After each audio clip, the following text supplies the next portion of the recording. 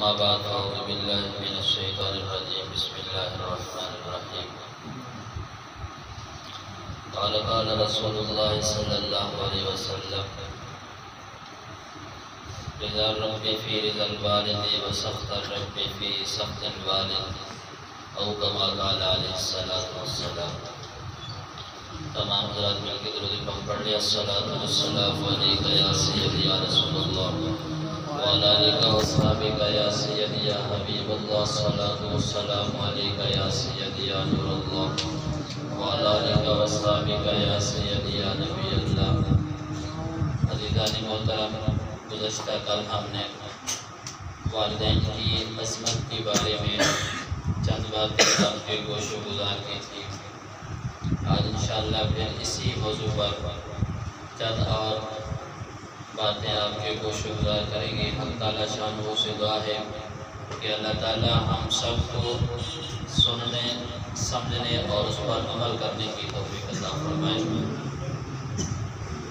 والدین یہ بہت ہی عظمت والی شخصیات ہیں۔ ماں کا مقام، اس پر میں نے کل چند ایک احادیث مبارکہ سنائی ہے۔ جہاں پر ماں کا مقام ہے وہاں پر باپ کا بھی مقام ہے۔ اگر جنت کو اللہ تعالیٰ نے ماں کے قدموں کے نیچے سجایا ہے تو حضور صلی اللہ علیہ وسلم کا فرمان ہے کہ اسی جنت کا جو دروازہ ہے وہ باپ ہے۔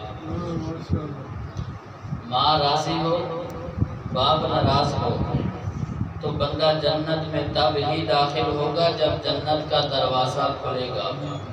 جب تک باپ راضی نہیں ہوگا جنت کا دروازہ نہیں کھلے گا۔ اور کل ایک میں نے جملہ عرض کیا تھا کہ جب والدین کی آنکھوں سے آنسو نکلے اولاد کی بے وفائی کی وجہ سے، اور رب کے عرش کو ہلا کے رکھ دیتے ہیں۔ آج انشاءاللہ میں اس پر آپ کو ایک حدیث سے سناتا ہوں۔ حضور کا فرمان ہے کہ رب کی رضا والدین کی رضا میں ہے اور رب کی ناراضگی والدین کی ناراضگی میں ہے۔ ایک بہت بڑا اللہ تعالیٰ نے اللہ کے نبی نے سرٹیفکیٹ دیا ہے، اور اللہ کے نبی نے فرمایا کہ جو بندہ صبح اٹھ کر اپنے والدین کی زیارت کرتا ہے خوش ہو کر مسکرا کر، اس کو ایک مقبول حج کا ثواب ملتا ہے۔ ہم چاہیں ہم روزہ رکھتے ہیں، ہم میں سے کوئی یہ گارنٹی نہیں دے سکتا کہ ہمارا روزہ قبول ہے یا نہیں۔ امید یہی رکھنی چاہیے کہ قبول ہوگا، لیکن گارنٹی کوئی بھی نہیں دے سکتا۔ ہم نے نماز پڑھی، ہم میں سے کوئی یہ گارنٹی نہیں دے سکتا کہ ہماری نماز قبول ہوئی ہے یا نہیں ہوئی۔ ایک بندہ حج کر کے آ رہا ہے، آپ ایئرپورٹ پہ کھڑے ہو کر اس کا استقبال کریں، اس سے پوچھیں کہ آپ کا حج قبول ہوا ہے، تو یہ آپ کو گارنٹی نہیں دے سکتا کہ میرا حج قبول ہوا ہے یا نہیں ہوا ہے۔ اور یہ والدین کی زیارت وہ عبادت ہے جس کی قبولیت کی مہر اللہ اور اللہ کے رسول نے لگا کر دی ہے کہ مقبول حج کا ثواب ملے گا۔ یہ ملنا ہی ملنا ہے۔ یہ اس صورت میں ہے کہ والدین کی زیارت کرے، خوش ہو کر کرے اور والدین بھی اس پر خوش ہو۔ جب والدین ناراض ہوں تو ظاہر بات ہے وہ زیارت کرے گا۔ اور باپ یہ وہ عظیم ہستی ہے جو اپنی زندگی کی ساری خوشیاں اولاد کے مستقبل کی خاطر یہ قربان کر دیتے ہیں۔ حضور صلی اللہ علیہ وسلم کے دربار کے اندر ایک صحابی آئے، عرض کرنے لگے کہ یا رسول اللہ صلی اللہ علیہ وسلم، میرا والد میرے مال میں تصرف کرتا ہے میری اجازت کے بغیر۔ میرا والد میرے مال میں تصرف کرتا ہے، یعنی میرا مال خرچ کرتا ہے، میرے مال کو استعمال کرتا ہے، میری چیزوں کو استعمال کرتا ہے میری اجازت کے بغیر۔ تو کل میں نے کیا کیا تھا کہ جب والدین کے آنکھوں سے آنسو نکلتے ہیں اولاد کی نافرمانی کی وجہ سے تو رب کے عرش کو ہلا کے رکھ دیتے ہیں۔ تو حضور صلی اللہ علیہ وسلم نے فرمایا اچھا، اس کے والد کو بلایا گیا تو اس نے کہا خیریت تو ہے؟ تو عرض کی گئی کہ آپ کی شکایت لگی ہے حضور کے دربار میں، آپ کے بیٹے نے شکایت کی ہے۔ تو والد کے دل سے چند اشعار نکلے، زبان سے اس نے نہیں کہے، دل سے نکلے ہیں۔ ابھی وہ زبان پہ نہیں لایا تھا، اس کے دل ہی میں تھے۔ جب حضور صلی اللہ علیہ وسلم کے دربار میں حاضر ہوا، ادھر سے جبرائیل امین حضور صلی اللہ علیہ وسلم کے دربار میں حاضر ہو گئے۔ فرمایا یا رسول اللہ صلی اللہ علیہ وسلم، اس سے کہیں کہ پہلے وہ اشعار سنائے جب اس کو اطلاع ملی جو اس کے دل سے نکلے تھے۔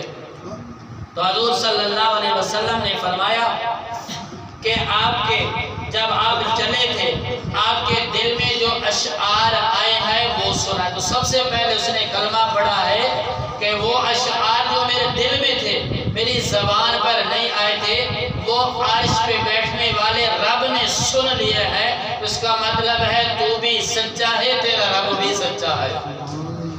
جب حضور صلی اللہ علیہ وسلم نے اسے وہ اشعار سنے تو حضور صلی اللہ علیہ وسلم کی آنکھوں سے آنسو نکل آئے، اور حضور صلی اللہ علیہ وسلم اتنا روئے کہ ہچکی بن گئی۔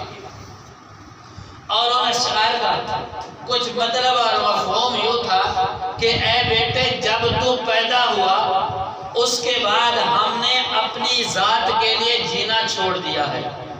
جب تو پیدا ہوا تھا اس دن سے ہم نے اپنی ذات کے لیے جینا چھوڑ دیا تھا۔ تجھے گرمی سے بچانے کے لیے ہم نے گرم ہواؤں کا مقابلہ کیا ہے، تجھے سردی سے بچانے کے لیے ہم نے سرد راتوں کی ٹھنڈی سردی کا، ان ٹھنڈی ہواؤں کا ہم نے مقابلہ کیا ہے۔